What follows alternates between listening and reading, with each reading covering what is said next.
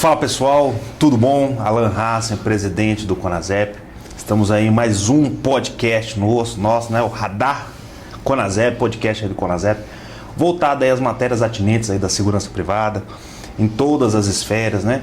Tá trazendo as questões polêmicas, não polêmicas e trazendo, dando voz, né?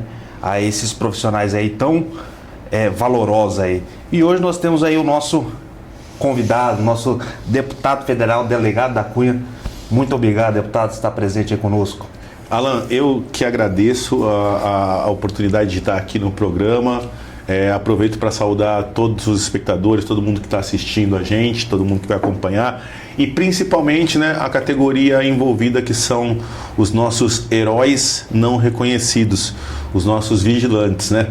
Ainda há semanas atrás, você estava junto, a gente estava numa audiência pública na Comissão de Segurança do Coronel Ulisses. Sim. E o Nicoletti, o deputado Nicoletti, foi muito feliz ao fazer um comentário. Assim, o vigilante, ele é tão importante, que ele está na porta da Polícia Federal, protegendo o prédio da Polícia Federal para ninguém entrar e atentar contra os policiais. Então a Polícia Federal, que digamos é o nosso órgão de maior elite, é protegido também pelos vigilantes. Então são nossos heróis não reconhecidos. É verdade, deputado. O Carlos Alberto da Cunha, meu nome é Carlos Alberto. Carlos Alberto da Cunha, ele é um deputado de São Paulo que veio de baixo, filho de eletricista, de dona de casa, semi-analfabetos. Fui criado não fui criado numa comunidade, mas fui criado num apartamento que tinha 25 metros quadrados. Meus pais eram muito humildes. E desde cedo eu descobri que só tinha um caminho, né? O caminho do trabalho, o caminho do esforço. E me pautei por esse caminho. Hoje, estou com 47 anos de idade, né? E a coisa passa rápido, né? Então, assim, uma breve trajetória da minha vida. Eu fui primeiro atleta, né? Fui atleta de alto nível, de judô, atleta da seleção brasileira, cheguei a ser campeão sul-americano, que foi a primeira oportunidade que me apareceu na escola. Falaram, se você lutar bem, você ganha a bolsa. Aí eu já falei, você tem que sentar o bambu na molecada, né? Aí eu falei que papai não vai pagar a faculdade, que não vai pagar a escola que não tem dinheiro. Então, ou eu ganho, ou eu vou para outra escola. Então, aí consegui bolsa na escola. Depois disso eu fui morar num projeto social chamado Projeto Futuro. Hoje é o Centro de Excelência São Bernardo, que só cuidava de atletas de alto rendimento. Fiquei 3 anos lá também, um grande aprendizado. Inclusive, meu chefe de gabinete hoje, o Carlos Bortoli, era meu técnico na época dos fatos. Você conhece o Bortoli, né? Sim. Ele era meu técnico no projeto social. Do projeto social eu fui para o Exército Brasileiro. Tive a sorte de cair no CPUR, não sei se você conhece, que é o Centro de Preparação do aqui do VGV. Você fez NPUR? Então eu fiz o NPUR de São Vicente, lá do 2º BIL. Meu comandante, desculpe, Tranquilo. falha nossa aqui. Deixa eu colocar no silencioso. Tranquilo. Então, foi.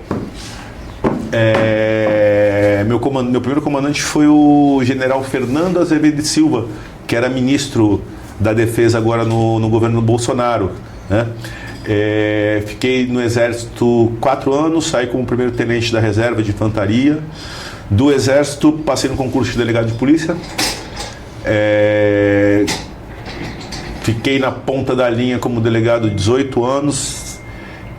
Quando eu passei para delegado, eu vendi não, né? Me desfiz, né? Doei minhas fardas, meus coturnos, tal, aquela coisa toda. Falei, agora eu vou trabalhar de interno, agora sou delegado, sou autoridade, tal, ar-condicionado, tudo.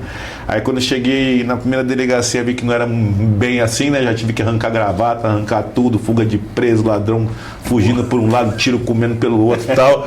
E depois, transferido para a Baixada, eu fui para o grupo de operações especiais. Eu era operações especiais no Exército, né? E puxaram meu currículo e me mandaram já para a rua. Então, e dali foi, da operações especiais, antissequestro, delegacia de entorpecentes do ABC, DEIC, delegacia de roubo a banco, furto a roubo a condomínio, roubo de carga. E foi nessa linha. Eu sei que, assim, dentro da minha carreira, aquele boletim de ocorrência clássico de furto, extravio que a gente faz, ou as chamadas delegacias diárias, né? Eu nunca trabalhei, eu sempre trabalhei na parte extremamente operacional, né? E o meu contato com os vigilantes vem do DEIC. O DEIC é o Departamento Estadual de Investigações Criminais de São Paulo. A gente tem lá a 5ª delegacia, que é a delegacia de roubo a banco. E ali eu comecei a acompanhar muitas mortes de vigilantes, comecei a acompanhar muitas ocorrências de explosão de carro forte. Logo que eu cheguei lá, estava numa época que os criminosos eles estavam... eles, à época, tinham descoberto que era fácil roubar um caminhão de dinamite, de explosivo, das pedreiras. Então, vira e mexe, sumia um caminhão de dinamite, explodia caixa eletrônico de madrugada, enfim. E por aí foi. Depois de algum tempo, montei um canal na internet, comecei a passar o trabalho da polícia, né? E o pessoal da alta cúpula na época não entendeu, essa palavra não entendeu, não conseguiu visualizar. Fui vítima de uma perseguição bem pesada.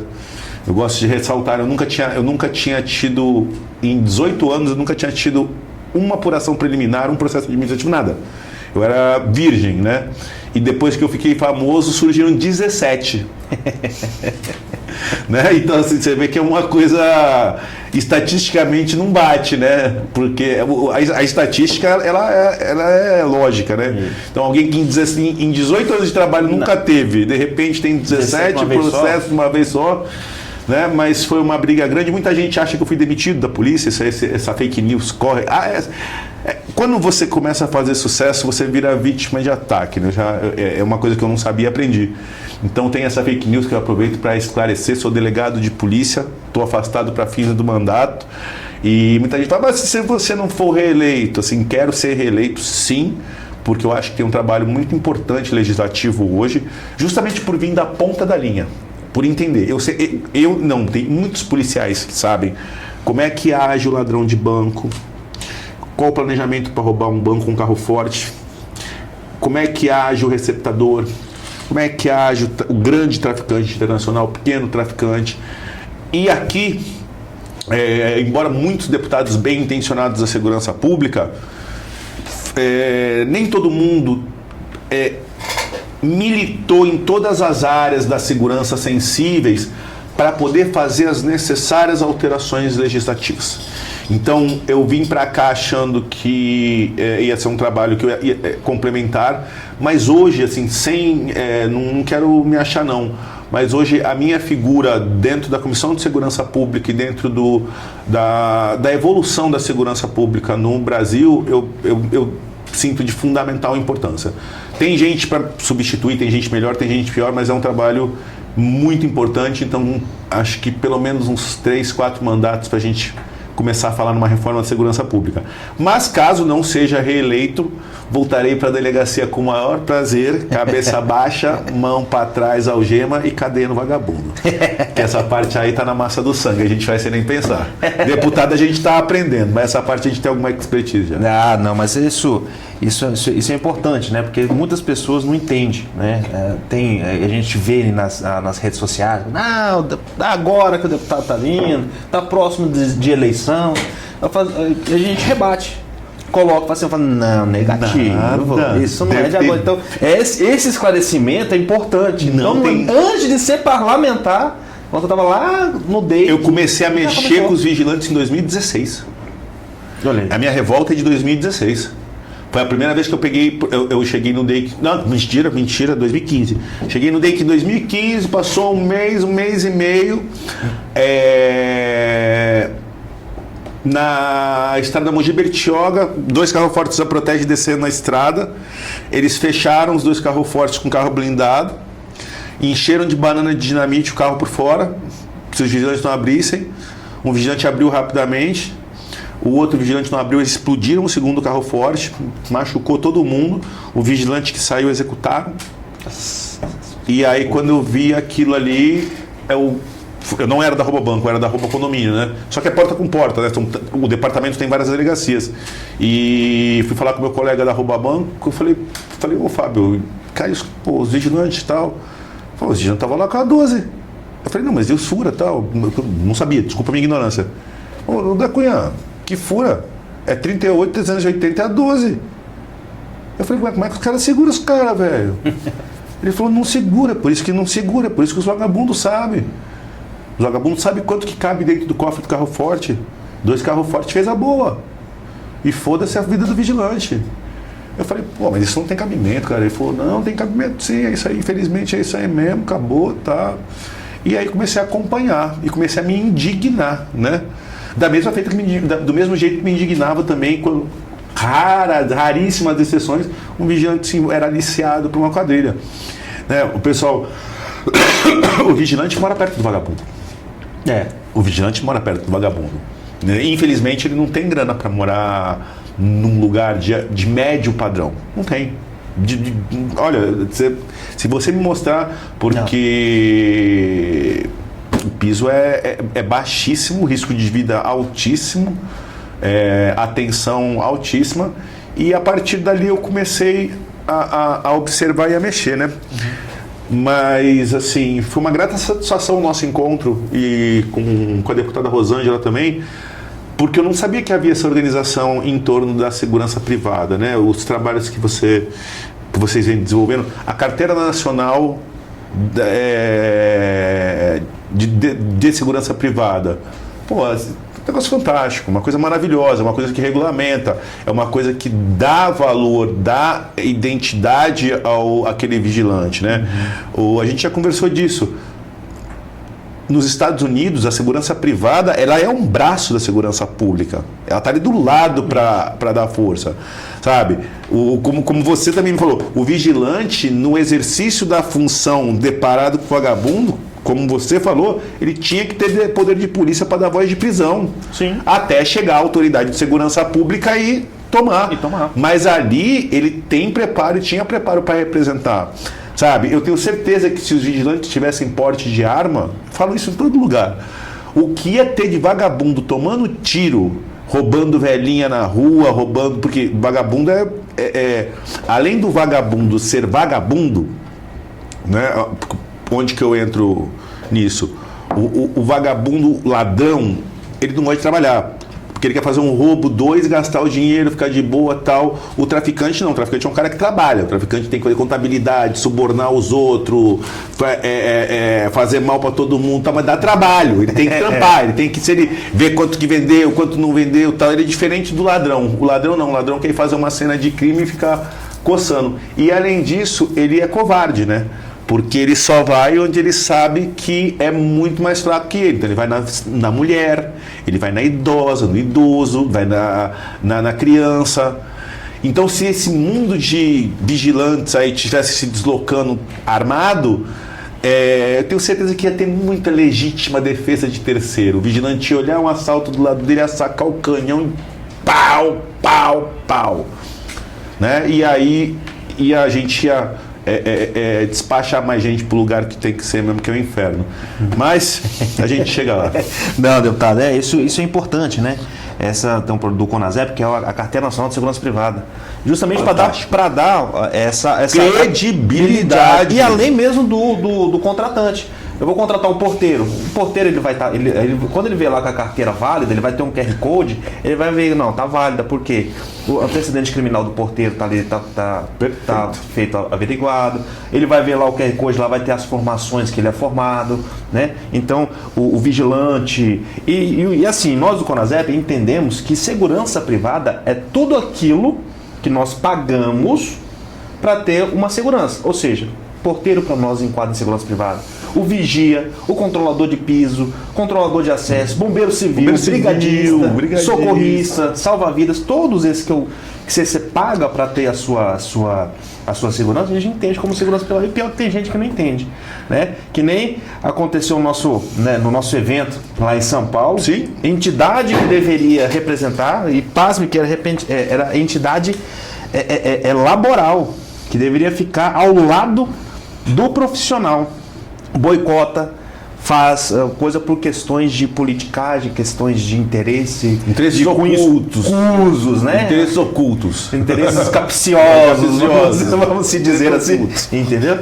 Isso é muito ruim, porque o vigilante, a segurança privada como um todo, a representatividade dela, infelizmente, tem esse câncer. Quem deveria proteger não protege, se comuna com empresa. A gente não tem nada contra a empresa. Mas a gente sabe que existe uma certa... Alan, você me permite assim? Claro, à vontade. São Paulo é o celeiro das empresas de segurança. Eu mando um abraço aqui para todos os proprietários de empresas de segurança, tá? Um abraço fraterno, que são homens que estão dando emprego para milhares de famílias, e que também pagam impostos altíssimos, que tem que rebolar, né? Rebolar para não quebrar. Isso é verdade. Eu já tentei ter a minha empresa de segurança, não consegui. Eu fiquei 3 anos tentando ganhar um posto. Não consegui. Eu não conseguia chegar no valor. Eu calculava, recolhendo todos os tributos, eu não chegava no valor. Depois eu descobri, mais tarde, né? Que eu fiquei um pouco mais esperto, eu entendi como é que as coisas funcionavam. Mas quando eu fui fazer com arroz, com feijão, com aquilo que você aprende no Sebrae, a coisa mais difícil é uma empresa de vigilante sobreviver. Mas, eu abro um parênteses aqui e olho para a câmera. Tá na hora da gente modernizar. Tá na hora da gente enxergar a segurança privada como um braço da segurança pública, um braço que pode ajudar e muito o caos que infelizmente está no Brasil hoje. O nosso país vive a pior fase. Eu recebi ontem um corte de um comentarista da Bolsa. Ele estava falando que eu tenho até Pode ver. Quer ver? Um segundo aqui, porque eu achei fantástico a quantidade de pessoas ricas que vão embora do Brasil. Quer ver? Um segundinho aqui. A fuga de milionários da América Latina acelerou e o Brasil encabeça a lista do pessoal que vai embora. Segundo estudo da Henley & Partners, 1.200 milionários brasileiros devem ir embora. 1.200 milionários brasileiros indo embora do país para morar na Flórida, para morar em Portugal, para morar nas Ilhas Caimã, tá? Nós somos o primeiro país do mundo disparado. Aí foram procurar essas pessoas e perguntar por que vocês estão indo embora. Qual o primeiro motivo? Imposto. Segurança pública. Segurança pública. Medo de morrer, medo de um latrocínio, medo de um assalto. Entendeu? Então, assim, a segurança pública, ela chegou no ponto de ser o maior incômodo da população. Sim. A população sabe que o SUS, embora as pessoas não entendam, né, o SUS ele é maravilhoso, mas ele não consegue atender todo mundo, e a pessoa espera meses um exame, mas ela não está se queixando disso. Falta vaga no contraturno da escola, mas ela não está se queixando disso. Sim. Nem o mais humilde, não é o milionário que está se queixando da segurança pública. A minha colaboradora lá de casa, a gerente lá de casa, a Vani, 5 horas da manhã foi roubada no ponto de ônibus. O que levaram? O celular que ela financiou em 48 vezes nas casas da Bahia, a marmita. Então não é mais o milionário. E a segurança pública, e aí dentro disso, vou fazer o link do contexto. A segurança privada tem que ser modernizada, regulamentada, organizada e virar uma grande teia suplementar à segurança pública. Quando eu estou aqui, que eu falo da GCM e eu falo dos vigilantes e de todos os profissionais de segurança privada, bombeiros civis, os seguranças mesmo, são os links que faltam para a gente ter uma rede completa. Porque eu não canso de tecer elogios para a Polícia Militar de todos os estados. Quem segura a broca é a Polícia Militar. Mas segura a broca por quê, da Cunha? Eu quero ver você sentar ali, a gente sentar, ficar olhando para aquele rádio e ver o que ele vai falar e para onde ele vai mandar a gente. Você tem noção do que é isso? Que todo dia você pega uma escala 12/36, um PM, e ele senta ali, cara, ele não sabe se ele vai voltar para casa. Né? Eu sempre falo, ele não sabe. Eu sempre falo daquela brincadeira, daquele meme que tem do rouba banco, você já viu? Qual? O cara fala, os dois PM sentam, começa a ronda, tal, não sei o que lá. Fala, ô Copom, a viatura 031, aqui é o Copom. Ele fala, ô Copom 031, escuta, Ele é 031, eu tô pagando uma ocorrência para vocês aí na rua Marselhesa, aí ao lado, agência do Banco Bradesco. São 14 homens armados de fuzil, também tem bananas de dinamite, eles estão com colete à prova de bala, luva, capacete, assalto em andamento. A viatura de vocês é a mais próxima. Então a gente gostaria que deslocasse pro local aí com o fim de conter o roubo. Aí o cara fala assim, o Copom, aqui é a 031. Dá pra repetir a ocorrência? Ele fala, 14 homens armados de fuzil, capacete, colete balístico, todos, roubo em andamento. Ele falou, Copom, deixa eu te falar uma coisa. Ele falou, eu tenho família, né? Minha mulher tá me esperando, meus filhos e tal. A gente tá em 2 aqui, cada um com a .40. Você que vai atender a ocorrência. Porque não dá pra gente colar lá não tenho 7 vidas não, Copom. Eu não tenho 7 vidas não. Então assim, quando você senta numa viatura da Polícia Militar, você não sabe o que o rádio vai cantar. Então, é o meu respeito pela Polícia Militar. Sabe, a Polícia Civil, eu já vi colega meu morrendo e indo fazer uma intimação de Lei Maria da Penha. Lei Maria da Penha, tal, brigou marido e mulher, só que o cara era um puta de um ladrãozão, era procurado, foi lá para intimar o cara por causa da Maria da Penha, abriu a porta, tomou um tiro no peito, e quantos, o delegado amigo meu morreu na padaria, né? Então nossos órgãos de segurança pública funcionam, eu tenho meu respeito por eles, o que falta é complemento. Então, e no mundo da segurança pública tem muita vaidade. Então, você, meu amigo, você tem uma missão, eu falo aqui para todo o Brasil, a missão do CONASEP é uma missão fundamental para o futuro das nossas crianças. O seu trabalho não vai ser de um ano, sabe? Você vai ralar aí, você pode colocar aí uns 15 anos de ralo, Alan, para a gente conseguir construir, eu vou dar minha colaboração, mas principalmente vocês, conseguirem construir essa teia da segurança privada, conseguir dar credibilidade através da carteira, aquele que tem a carteira está com todos os cursos em dia, e construir o link da segurança privada com a segurança pública em prol da nossa população.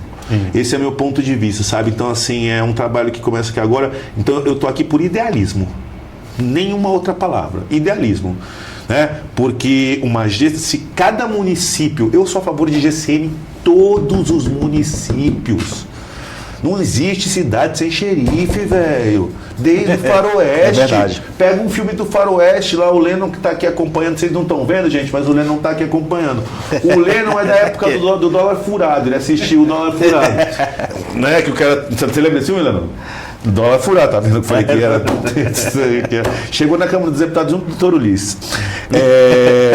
Brincadeiras à parte, ele era um dos homens mais competentes dessa Câmara dos Deputados. Eu que tenho a sorte de trabalhar com ele, e não adianta vir querer arrancar não, que o passe é caro. Aqui não, o jogador é meu. O jogador é meu, o passe é caro. Até me perdi nas brincadeiras. O que eu estava falando mesmo? Me perdi mesmo. Estava falando da questão da GCM, de todo ter xerife. A GCM diz a xerife. Então, assim, tem que ter xerife. A cidade ela tem que ter o prefeito e o xerife. Porque quando a gente volta lá no Velho Oeste, entra um cara na cidade lá, não é assim? Quem que é esse cara? É um forasteiro. Aí o que acontece no filme? O xerife fala, chama o forasteiro aí. O que você quer aqui? Estou de passagem. Eu não quero confusão na minha cidade. Da onde você vem, para onde você vai? Então, assim, alguém tem que botar ordem no barraco. E alguém da cidade. Isso não desmerece a Polícia Militar. Então, assim, nós temos 5.500 municípios no Brasil.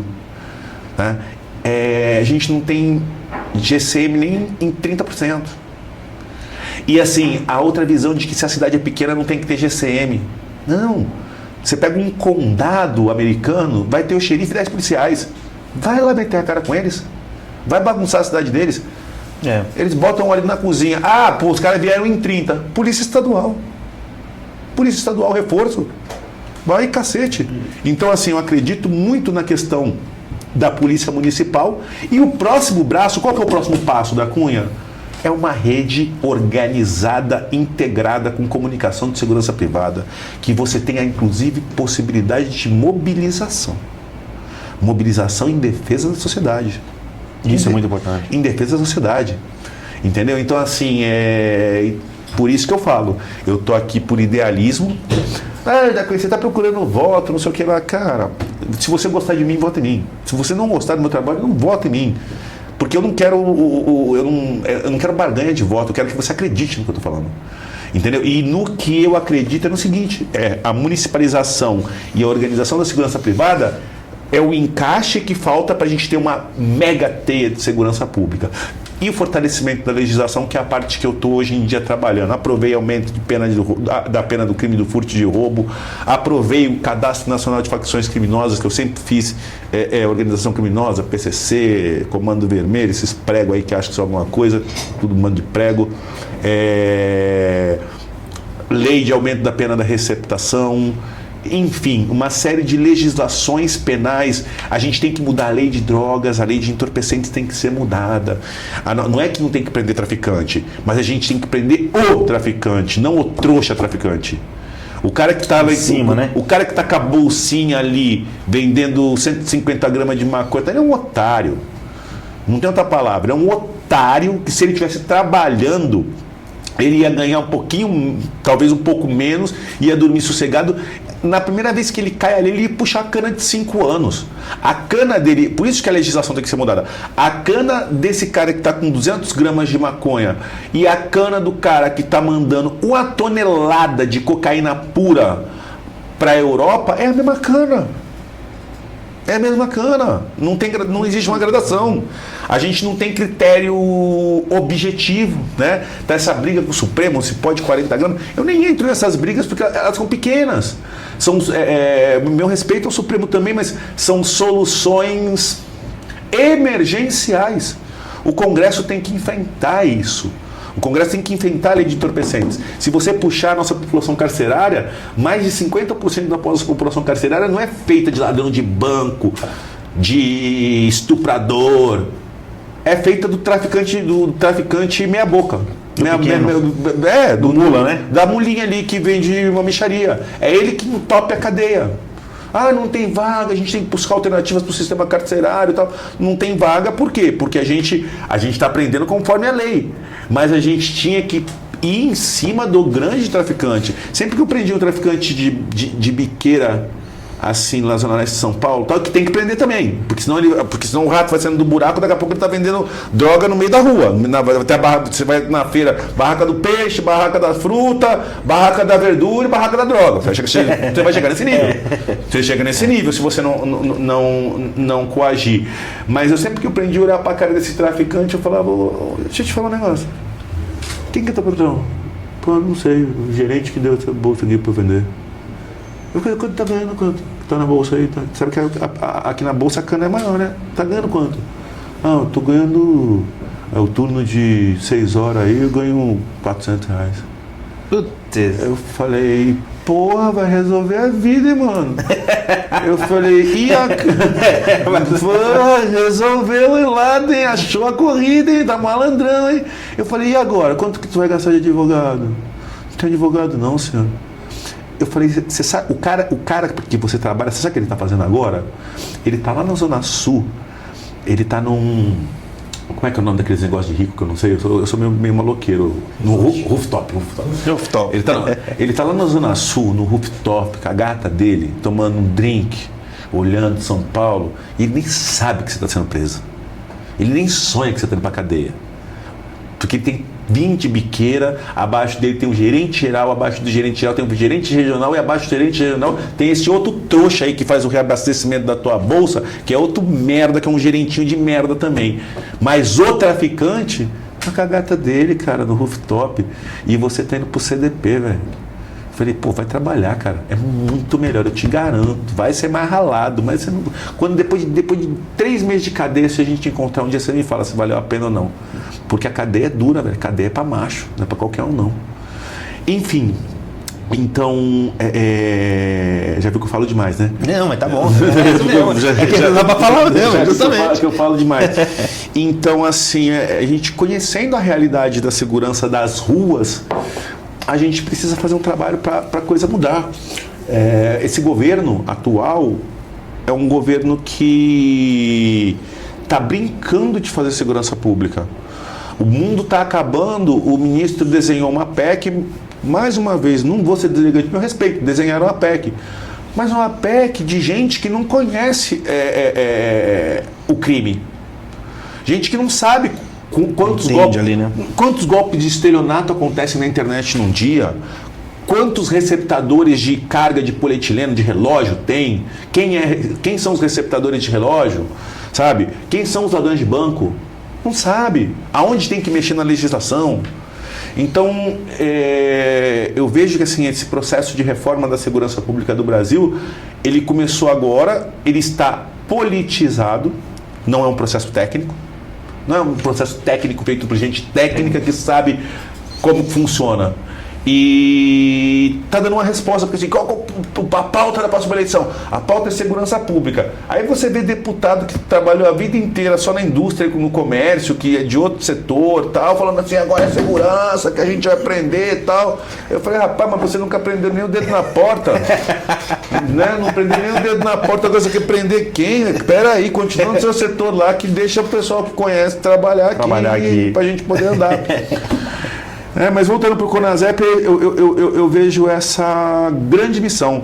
A gente está em tramitação, né? Está tramitando a lei orgânica, assim o termo, né? A Lei Orgânica Nacional de Segurança Privada, o que eu achei fundamental, porque a gente teve uma grande evolução agora com a aprovação da Lei Orgânica das Polícias Civis, com a Lei Orgânica Nacional das Polícias Militares. E a segurança privada, mais do que tudo, tem que ser regulamentada. Porque, conforme a lei diz o seguinte, né? Ao particular, cabe fazer tudo aquilo que a lei não proíbe. Sim. Ao membro da administração pública, cabe fazer somente aquilo que a lei manda. Isso. Então, assim, os órgãos de segurança pública são já amarrados, regulamentados, organizados. Os órgãos de segurança privada necessitam de uma regulamentação rígida e firme para que os agentes se pautem nos ditames da lei e essa lei seja compatível com a segurança pública, né? Isso que a gente vê. Isso. A LOSEP veio agora, né? O ano passado, em voga novo, o Estatuto da Segurança Privada.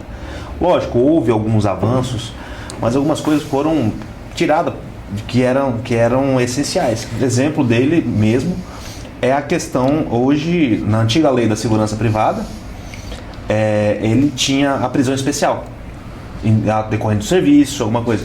O estatuto retirou. Se um vigilante tem uma reação armada com vagabundo, cela comum. Morte. Acabou. Então, isso é uma das coisas que foram tiradas da lei antiga, que é algo que nos causa, nós, o CONASEP, todos aqui, uma preocupação muito grande. Porque o vigilante fica naquela, vou fazer já é difícil a reação armada, né? Pagar, mas se eu fazer aqui, eu vou puxar cana com o vagabundo que eu matei. Cela comum, então eu vou tirar. Então, outras coisas, o estatuto, volto a dizer, que o estatuto teve seus pontos, porém, parece que ele foi direcionado mais para o setor empresarial do que para o vigilante propriamente dito. Então, a lei orgânica ela está vindo com a questão do aumento do calibre, porte, posse de arma de fogo para defesa pessoal, a questão da estabilidade do vigilante, de ele ter uma reação armada. Eu tenho várias denúncias onde o vigilante teve alguma reação armada, agiu de acordo com os protocolos, não excedeu, né? Fez tudo dentro certinho ali na ação progressiva da força, ali, tudo dentro do padrão. Uma semana depois foi mandado embora. Tem um caso que hoje ele passou no concurso da Polícia Militar do Rio de Janeiro. Eu não sei se você se lembra, aqui no DF, teve um caso do trem que passou aqui quebrou o ônibus, atropelou o ônibus e morreu gente, né? E quem estava atrás? Um carro da segurança privada de uma determinada empresa aqui de Brasília. O vigilante saiu, não estava em escolta, não estava em nada.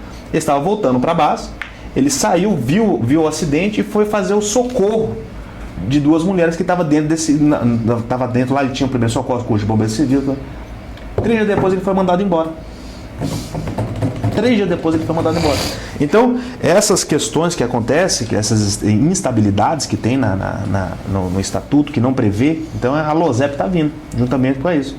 Aposentadoria especial, muito importante, é um caso também muito, que é o tema 1209, né? É a 1209, a ação, né? É isso, o CONASEP tá como amicus curiae lá, né? O famoso amigo da corte, nos autos do processo, até o senhor lá, o Coronel Ulisses, está citado lá na nossa petição, e vamos defender isso, a fim, porque são coisas, porque é ilógico, né? É ilógico, eu recebo, a lei trabalhista, ela é consolidada para pagar a periculosidade para o vigilante e ele não se aposentar. Não. E fica nessa, né? A questão também do porte de arma Nível de para defesa. estresse, né? O nível de estresse de uma pessoa, 30 anos dentro de um carro forte. 30 anos. Eu falo assim, não precisa dar errado 2 vezes, é só uma. Entendeu? Em 30 anos, o cara tem que rezar em 30 anos ele nunca bater de frente com uma quadrilha tentando assaltar o carro forte dele. Porque não precisa 2, 3, não. Uma só é o suficiente para os caras encher o carro forte de tiro de fuzil. Eu não imagino quantos vigilantes existem em situação de tratamento psiquiátrico. Depois de ocorrências. Tem. Depois de ocorrências totalmente traumatizado. E aí esse cara, que respaldo que ele tem? Ele vai trabalhar onde? Né? Eu vejo escolas de vigilante, assim, o aumento da carga horária e o aumento do treinamento. Eu sou totalmente a favor da ampliação da carga horária. O vigilante, quanto mais treinado, nível médio, reconhecimento de salário. Então, assim, tem umas coisas que ninguém quer mexer. Por isso que eu falo dos empresários. Eu não tenho crítica aos empresários, mas assim, a gente tem que... Tá na hora de abrir o diálogo. Tá na hora da gente qualificar melhor essa categoria, fazer ela crescer mais. E da mesma forma as empresas têm incentivo para isso. Porque não dá pra gente exigir da empresa, falar assim, agora a gente quer que troque todo o calibre, que é isso, que é aquilo, e o empresário vai quebrar, ele não vai dar mais aquele emprego. Então isso está dentro do pacote da segurança pública também. Embora chame-se segurança privada, está dentro do pacote de segurança pública a evolução da segurança privada, porque ela está aonde a pública deveria estar e às vezes não consegue ocupar todos os espaços tão gigantes, né? Isso é muito importante para a gente ter, né?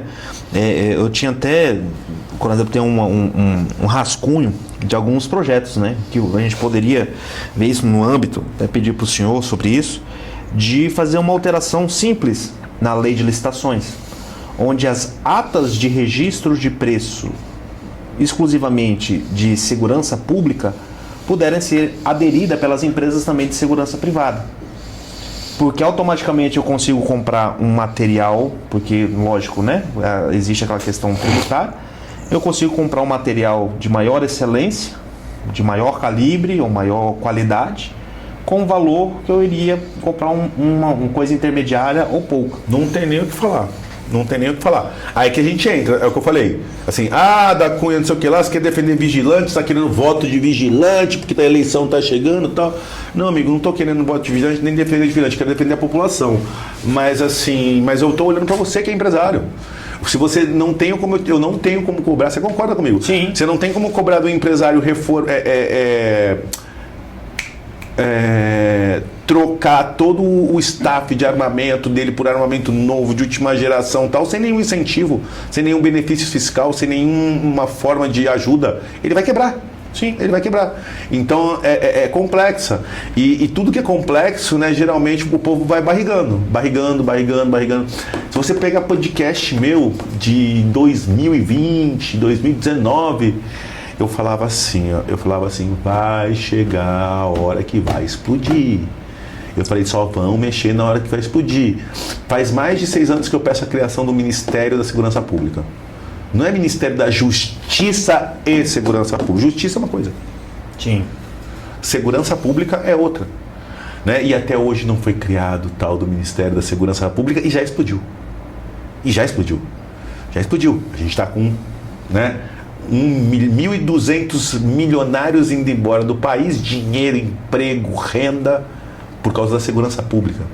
A gente tem crises e embates por causa da segurança pública. As pessoas não saem na rua em São Paulo, no Rio de Janeiro, por causa da segurança pública. Então, assim, já explodiu e ainda não foi criado o ministério. E aí você pega questões, que nem eu falo da PEC da segurança do governo, uma PEC feita por gente que deu o seu melhor, mas que não conhece a ponta da linha, nunca olhou na cara do ladrão, falou, prazer, você é o ladrão? Eu sou o policial, você tá preso. É cara que nunca viu a cara do ladrão, só vê o ladrão em filme só. Entendeu? Ele não sabe como é que funciona. Só no jornal. Ele não sabe.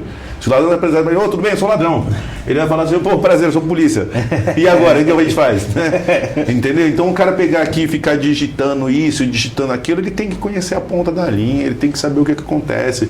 Eu bato numa tecla, Alan, sem querer fugir muito do assunto, da receptação. Falo há 10 anos, aí agora começaram a me copiar. Agora o ministro falou que tem que aumentar a pena, agora aí o presidente comentou que é aumentar a pena da receptação por celulares.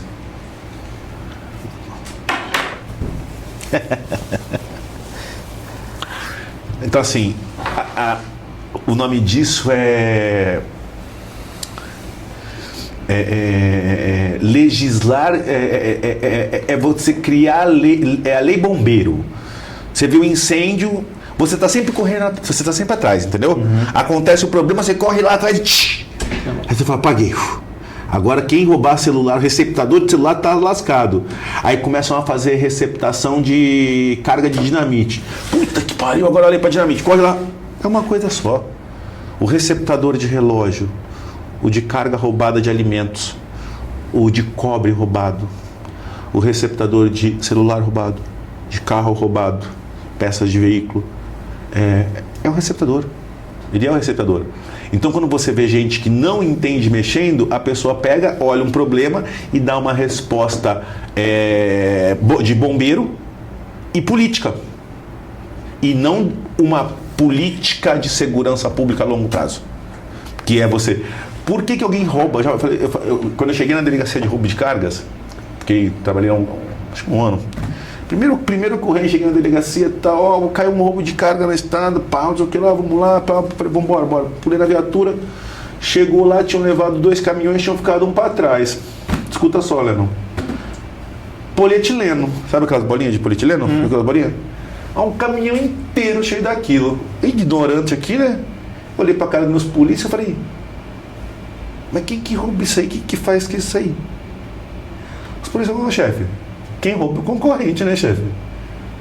Falei, que eu sou o concorrente, que também é industrial, que é fabricante, que rouba isso aí, que vai enfiar junto com aquele compra boa, só que ele compra um caminhão, ele compra 2 caminhão bom e compra 2 caminhão roubado, o preço dele, supt, e tchau, né, chefe? Eu falei, olha ele.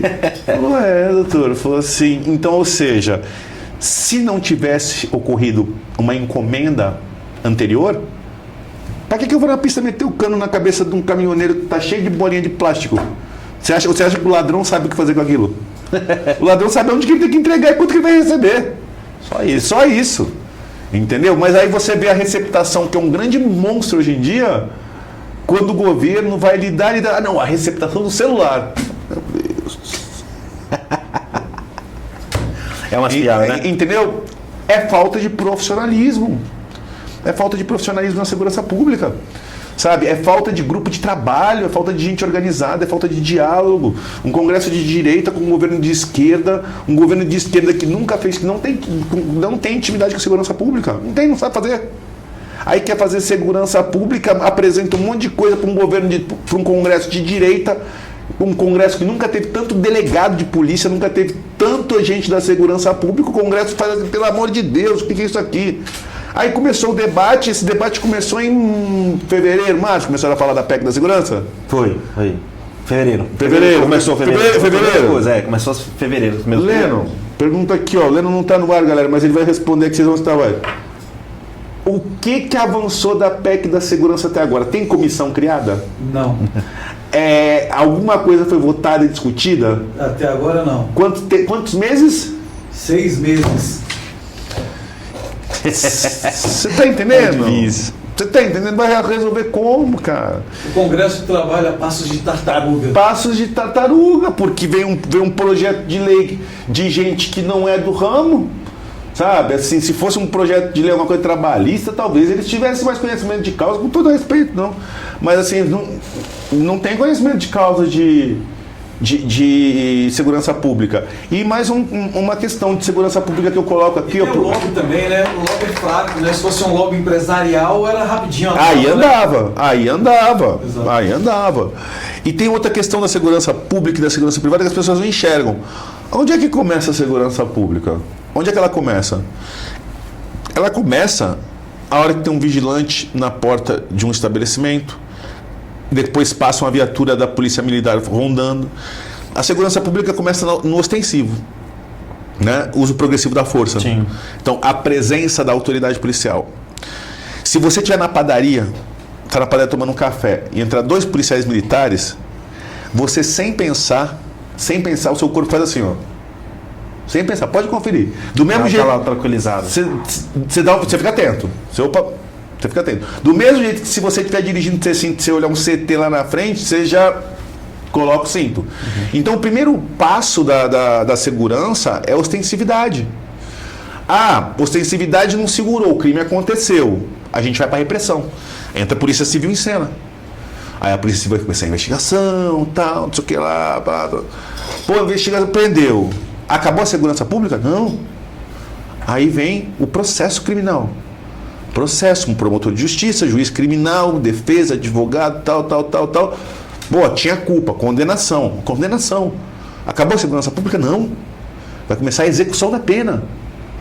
Esse cara, ele vai cumprir, vai pagar para o Estado e para a sociedade que ele fez e acredita-se que ele tem que sair ressocializado e voltar para a sociedade trabalhar. Entendeu? Então, assim, será que a PEC da segurança pública apresentada pelo governo está enxergando a segurança pública de fio a pavio? Ou será que está fazendo, vamos aumentar a pena da receptação de celular e resolveu?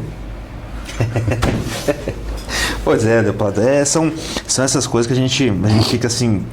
E coisas que são latentes, né? Latente. Esse que não é uma coisa que está obscura ou que existe. Não, está latente, assim. Ninguém aguenta mais. Não dá, tem muitas. Ninguém aguenta mais. E isso pega muito a questão da segurança privada, né? Sim. Os vigilantes, eles ficam. Enfim, não tem. A segurança, ele tem a questão do porte para a sua própria. A vida o patrimônio do seu empregado, de tudo, mas ele não pode proteger a sua própria vida. Às vezes ameaçado, muitas vezes ameaçado. A GCM, Alan, se chama de Nação Azul Marinho. Por exemplo, tem muitas empresas de segurança que o uniforme e o colete são azuis. Você acha que o vagabundo, o ladrão, quando ele olha a roupa uniforme do vigilante secando no varal ali na casinha humilde dele, ele faz distinção se é um uniforme de um policial municipal, de um policial militar ou de um vigilante? Não, para ele chama polícia, inimigo. Isso. Tem um vídeo que a gente recebeu, um áudio que a gente recebeu do pessoal do crime organizado, porque existe hierarquias, né? Gerente, gestor, uma coisa assim. A gente recebeu um áudio que esse áudio foi violento. Falou assim, para você mudar para uma gerência, para subir num cargo lá deles, lá, do crime organizado, ele tinha que mostrar a execução de um integrante da segurança. Aí ele falou assim, sugiro... O termo era esse? Integrante da segurança? Segurança. Aí ele falou assim, sugiro, mata um vigilante, porque se você matar a polícia, a corporação protege, além de ser crime hediondo. Vigilante não é. Que é isso? Tem esse áudio. Pois não, vamos, eu quero. Então o cara já faz a dedução. Opa, já que então matar vigilante, se eu for pego, pelo menos eu respondo por crime hediondo. Policial já é. Policial já é crime hediondo, já está previsto. Mas então vou matar vigilante. Existe isso assim, a bancarrota. Matar alguém da segurança. Ele fala assim, para você mudar de lá da facção, eu não me lembro se era facção, se era... Não me lembro. Falando justamente isso. Ele tinha que matar alguém, comprovar matando, executando alguém da segurança. Podia ser qualquer um membro da segurança. Polícia, vigilante, o que fosse. Aí ele mesmo no áudio falou assim, sugiro que você mata um vigilante, que vigilante não é crime hediondo se for pego. Absurdo. É um absurdo. Então, são esses os desafios da segurança, não vou nem colocar nem público e privado, são os desafios da segurança no Brasil. Sim. Que a gente tem que enfrentar e a gente tem que caminhar e continuar evoluindo, né? Aproveito aqui a gravação do programa mais uma vez. Meu gabinete está aberto para os órgãos de segurança privada, estaduais, para os órgãos estaduais, para diálogo.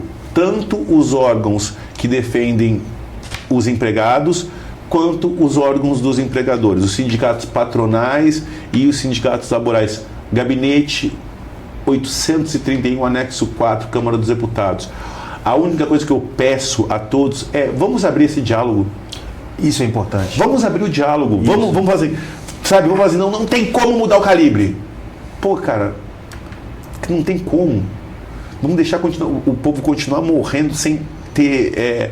Inclusive, você apresentou um projeto de lei sobre isso, né? Apresentei, já está protocolado, já protocolei a mudança de calibre. E já conversei com o presidente Hugo Mota e o meu projeto não vai para o buraco negro lá do desarmamento. Ele vai tramitar naturalmente.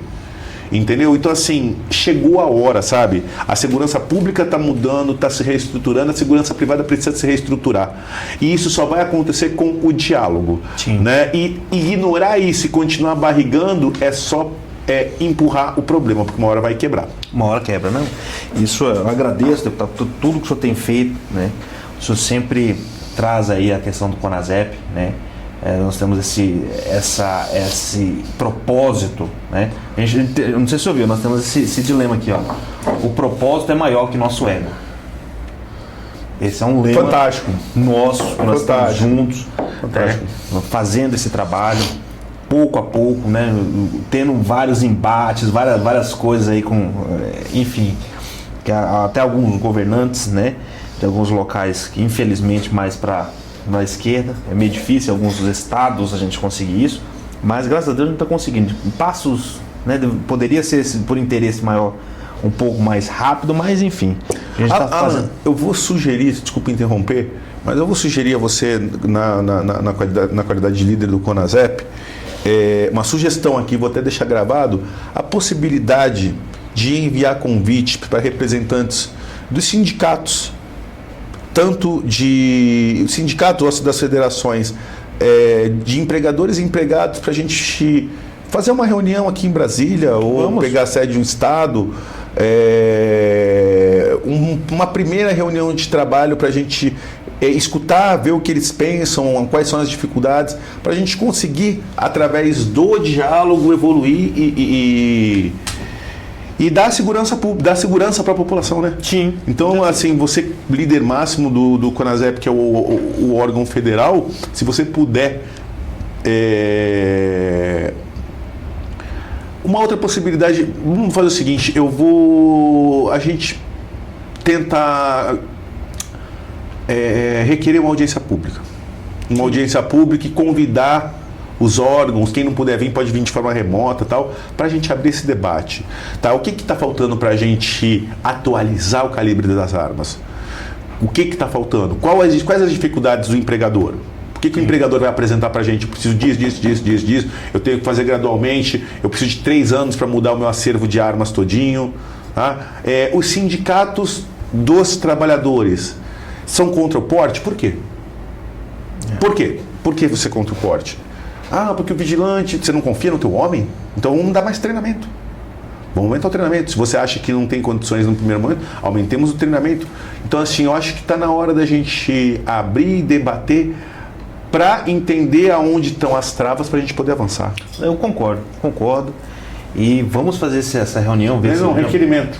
Fazer um requerimento desse. A gente faz em conjunto com o Coronel Elício, que é a deputada Rosângela, mas na linha de debate entre sindicatos e entidades que representam trabalhadores e empresas. Isso. Eu acho que é o primeiro grande bate-papo. Isso seria perfeito. É isso. Porque a gente coloca, externa os pareceres, a visão do sindicato, tanto do laboral quanto do patronal, ver o que está se necessitando, Tem o doutor Ismar também, que ele é juiz federal do trabalho, então ele vai trazer muita questão. Ele veio e falou assim, eu acho que eu mesmo sentenciei aqui vários processos na questão, tanto a favor quanto contra. Então, assim, enriquecer o máximo possível para a gente ter elementos, ver o que precisa. Às vezes são situações que a gente consegue alcançar, né? E é isso, o diálogo é o principal forma. É o que eu falo, o CONASEP sempre é isso, a gente é diálogo, né? O pessoal fala, mas o que? Tem gente que fala, o CONASEP está usurpando função sindical. Eu falei, meu amigo, CONASEP a gente trabalha em processo legislativo e trabalha nos nos processos judiciais, que somos habilitados como amicus curiae, né, ou como auxiliar, mas tudo mediante a ordem do juiz. Então aí fica esse ciúme, sabe? É porque nós somos uma entidade assim, mais voltada pelas matérias, mais de direita, porque a gente defende o porte de arma de fogo, a gente defende a possibilidade do vigilante lá, não só dos vigilantes, mas de qualquer cidadão de bem que queira ter um instrumento de defesa. Concordo plenamente, entendeu? totalmente a favor. Não isso. Você cumpriu lá os requisitos, tá certinho, tá com psicotécnico joia, tá tudo certinho, então por que não você não ter um instrumento de defesa? Né? Não só dos vigilantes, mas os vigilantes têm esse aquém, porque o vigilante, né, ele tá no ônibus, ele pega o coletivo, ele pega o metrô, ele pega a van, né? Tem algumas cidades que tem van. Ele tá do então, lado. Ele tá do lado. Tá do lado. Então seria mais uma pessoa armada que poderia estar ali para enfrentar, né? Que eu sou Pra meter bala no vagabundo, pra meter bala no vagabundo. A hora que o vagabundo começou a roubar a velhinha, tem um vigilante atrás, já dá 3 tiros no peito e despacha pro inferno. Pronto, então. É nesse sentido. Então, esse é o importante. Meu deputado, muito obrigado. Eu que por essa agradeço. aqui. CONASEP, né? Aqui o podcast está aberto. Por exemplo, qualquer dia que o senhor quiser, se eu puder voltar com todas a sua experiência, obrigado aí por todo o trabalho que o senhor vem fazendo e em nome aí dos vigilantes do Brasil pelo trabalho que o senhor vem fazendo, que o pessoal não sabe, né, o dia a dia, né?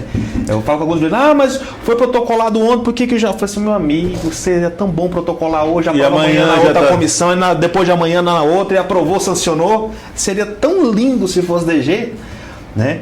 Mas a gente entende, que eu sempre falo nos meus vídeos, no Instagram, que existem deputados que falam de segurança privada. E existem os deputados que fazem.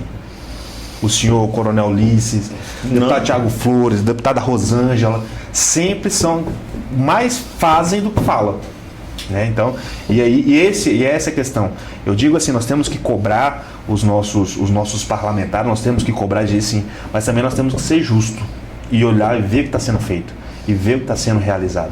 E é isso. E a gente trabalhar junto, trabalhar em conjunto. CONASEP está em extensão aí, o que o senhor precisar aí na questão de São Paulo.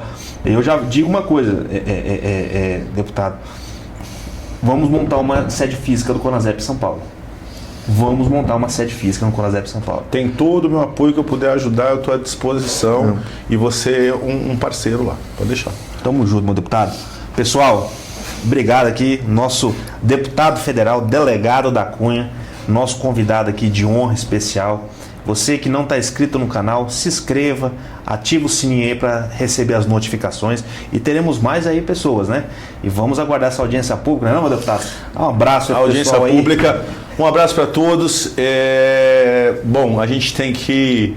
Eu sempre procuro pontuar, né, aquilo que a gente fez de melhor, então desse podcast aqui, desse bate-papo com o Alan, presidente do CONASEP. Obrigado, Alan. Obrigado, agradeço o pessoal da técnica, né? O Lennon está aqui também, agradeço a todos que vão acompanhar esse vídeo. Mas daqui sai o compromisso de um requerimento para mais uma audiência pública para debater as dificuldades em alterar o calibre, as dificuldades do porte de arma, claro, e ouvir o posicionamento dos sindicatos, das federações, das entidades municipais e estaduais para a gente poder evoluir. Muito obrigado e vocês já sabem qual que é o lema, né? Cabeça baixa, mão para trás, algema e cadeia para vagabundo. Tá certinho. Pra cima deles. Valeu, pessoal. Por se honrar.